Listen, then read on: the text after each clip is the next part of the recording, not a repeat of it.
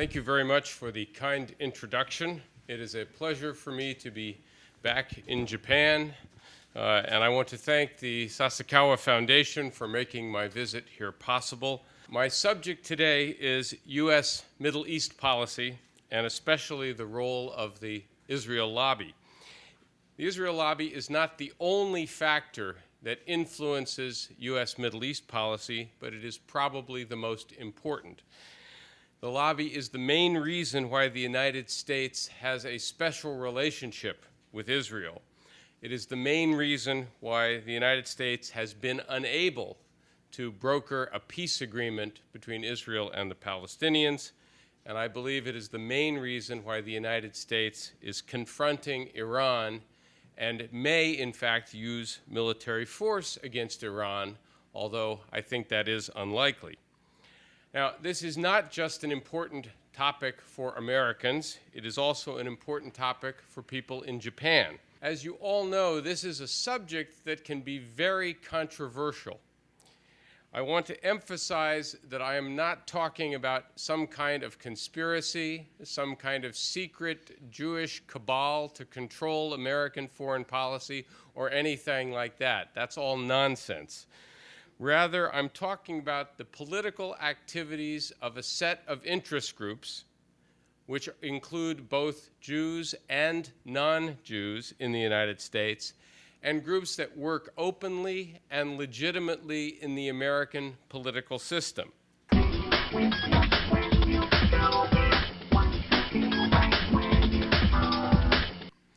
Israel gets about $3 or $4 billion of economic and military assistance from the United States every year.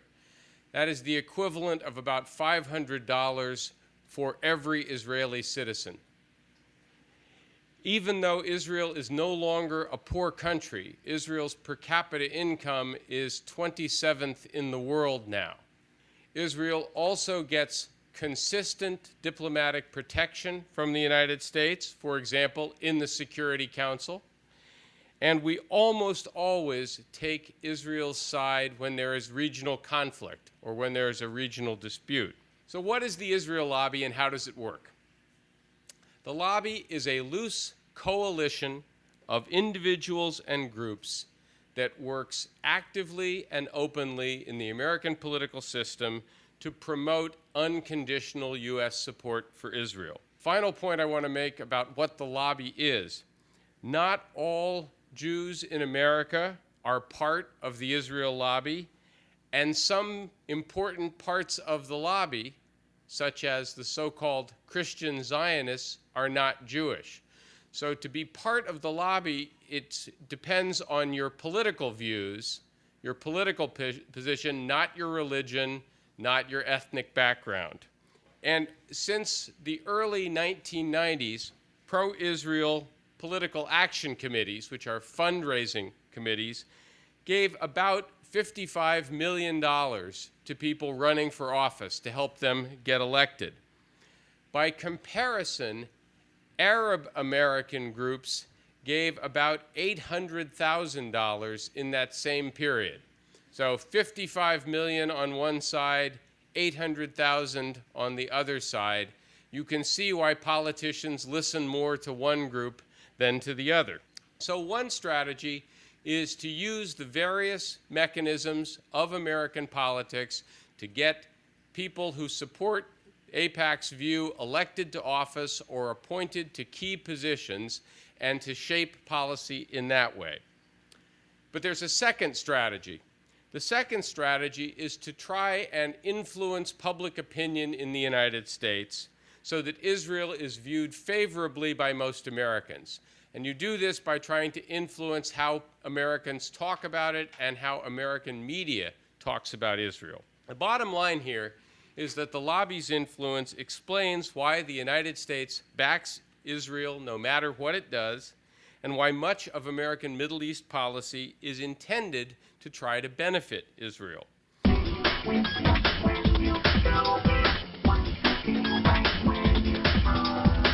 It has been the official policy of every U.S. president since Lyndon Johnson in 1967 to oppose Israel building settlements in the West Bank. None of these presidents ever did very much to stop it, which is why there are now over 500,000 Israeli settlers living on the lands that were conquered in 1967.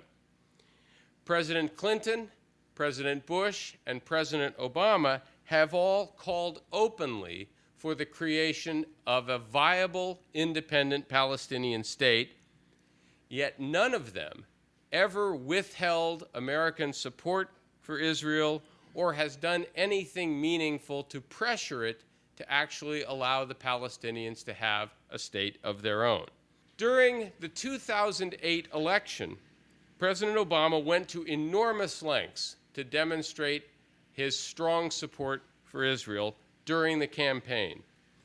But then when he became president, he took several steps that suggested he was very serious about pushing hard for a two-state solution, which again had been American policy for some time, and because President Obama believed that that was best for all parties concerned. And then he gave a very important speech in Cairo in June of 2009, calling openly for the creation of a viable Palestinian state. And he said it was in America's interest, the Palestinians' interest, Israel's interest, and the world's interest. And in that same speech, he said quite unequivocally that the settlements must stop. Unfortunately, the Cairo speech was the high point of Obama's effort. When Obama called for Israel to implement a settlement freeze, AIPAC got 329 congressmen and 76 senators to sign a letter to Obama telling him not to put any pressure on Israel. In fact, because 2010 was an election year in the United States where Congress was up for re-election, Obama in that year began a major campaign to rebuild his connection with the American Jewish community. He met with 37 Jewish members of Congress and admitted he had made mistakes in pressuring Israel.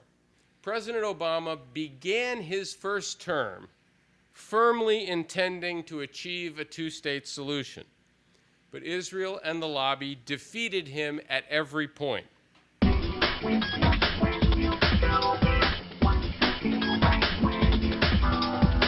The influence of the Israel lobby is not the only reason why the United States and Iran have a difficult relationship. If Israel did not exist, and if there was no Israel lobby, the United States would still have had problems with Iran over the past 20 or 30 years. President Obama began by trying to engage Iran through several symbolic gestures, and by agreeing that the United States would participate in direct negotiations over Iran's nuclear program. But at the same time that President Obama was supposedly extending an open hand to Iran, the United States was also tightening economic sanctions against Iran and expanding covert action against Iran, culminating in the Stuxnet computer virus attack in 2010. Several Iranian nuclear scientists were assassinated in this same period, probably by Israel, increasing the threat to Iran even more. Prime Minister Netanyahu was one of the speakers in Washington. He told the audience, quote, "Iran must never be allowed to get nuclear weapons." He declared containment was not an option. He said diplomacy had failed and, quote, "none of us can afford to wait much longer." Now, President Obama tried to lower the temperature in his own remarks to the conference. He warned against loose talk about war. He repeated that he was committed to protecting Israel.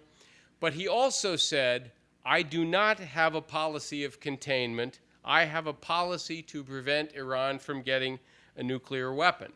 The key point to understand is that the main advocates of using military force to try and solve this problem tend to be either groups or individuals in the Israel lobby, and it's hard to find anybody else in the United States that thinks that is the best way to solve this particular problem.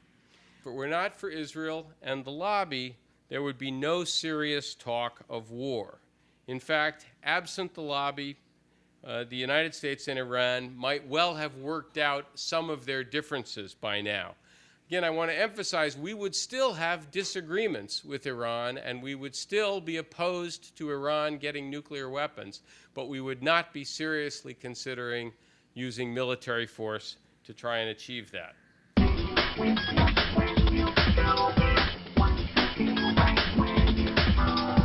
First and foremost, the United States should not have a special relationship with Israel. We should have a normal relationship.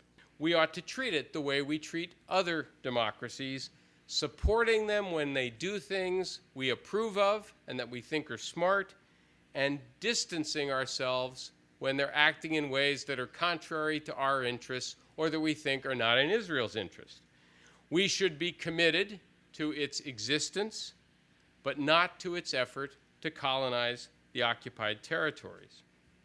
Regarding the Israeli-Palestinian conflict, the United States should act like an honest broker and pursue an even-handed policy. Regarding Iran, threatening them with military action or regime change just makes having a nuclear deterrent more appealing. Attacking them directly will almost certainly persuade Iran's leaders that they need to get a deterrent of their own. The United States should therefore rethink its entire approach, take the use of force off the table, and agree to allow Iran to enrich at low levels under full inspections. To do these things would require the Obama administration to stop allowing American Middle East policy to be so heavily influenced by AIPAC and the other groups in the Israel lobby. And finally, I believe America's allies should do more out of their own self-interest as well. Current U.S. policy tends to make oil more expensive, which is bad for any country that imports oil. Current U.S. policy helps inspire extremist groups like Al-Qaeda and gives them new ways to recruit new followers. Current U.S. policy makes it harder for our other allies in the Middle East to strongly support the United States because that position is not popular with their own populations. And finally, current U.S. policy forces American presidents and their advisors to spend huge amounts of time and attention worrying about a small country with less than 8 million people, even though that country routinely does things that the United States asks it not to do. The more time, of course, we spend worrying about the Middle East, the less time we have to devote to other critical interests in the world, other vital regions like East Asia, and other allies like Japan. It is therefore in Japan's interest for the United States to have a smarter Middle East policy, and I would like to ask you to make this clear to American officials and other visitors every chance you get. You should make it clear that you think American policy on these issues is misguided and that you think the United States should change its position. Why? Because a different policy would be good for the United States, good for Israel, good for the other countries in the Middle East, and good for Japan as well. Thank you very much. I'll be delighted to take your questions.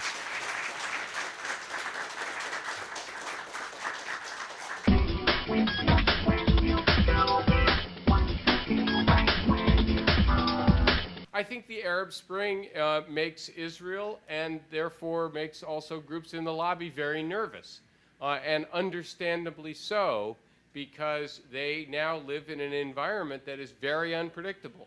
And so if I were Israeli, I would be more concerned about the environment I was living in.